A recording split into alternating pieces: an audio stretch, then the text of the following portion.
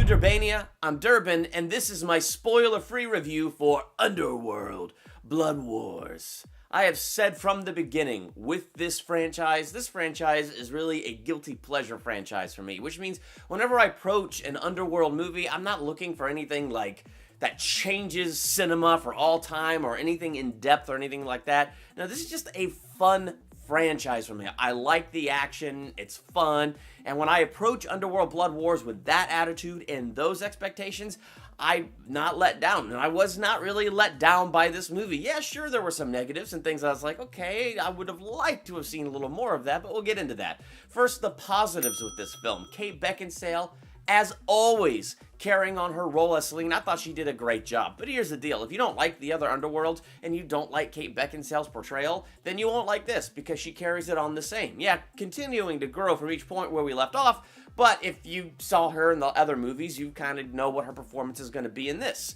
So you liked that, you'll like this. You don't like that, you won't like this. Kind of the same thing with the overall story of this film, because there really isn't too much new to the story. There's some nuances that are new, but the story itself is the same. Vampires versus the Lycans. It is that underground war that is going on.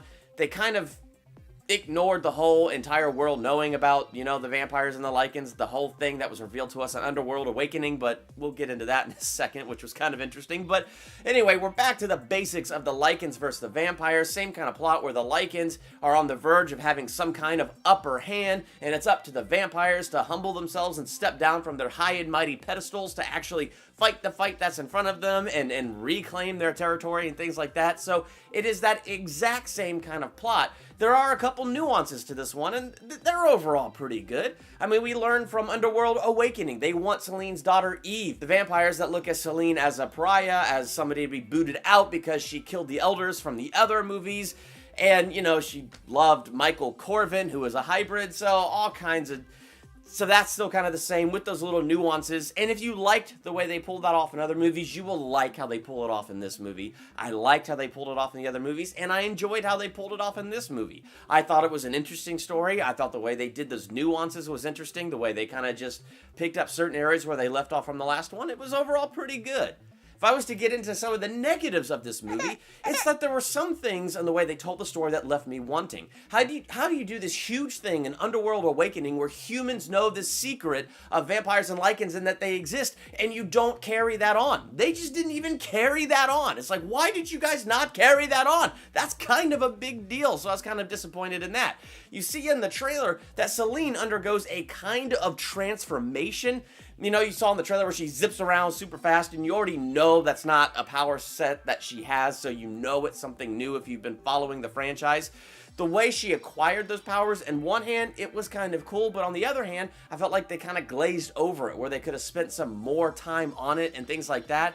So there's a couple places where I just felt like they glazed over some things. I guess that's where I stand. I think for me, this is definitely kind of a B movie, but I'm going to give it a B+ because it is a movie I would like to own on Blu-ray. I'm not in a hurry to see it again on the big screen. I saw it, I enjoyed it, I had fun with it, but I own the rest of the franchise, and I enjoyed the franchise, I enjoyed this, and so to collect it and have the whole set, I will get this when it comes out on Blu-ray, so that's why this gets a B+. If you saw Underworld Blood Wars, what are your thoughts on this movie? Let me know in the comments, and while you're in those comments, hit that subscribe button to become a Durbanian. There's that little bell by the subscribe button. Click that, and you'll be notified the moment I drop a new video, like when my reading way too much into Underworld Blood Wars drops Saturday evening, Sunday-ish. It's going to be awesome, and my spoiler talk for Underworld Blood Wars coming out tomorrow, so make sure you hit that bell and all kinds of cool things coming out too. I'm Durbin. Thank you for checking out Durbania.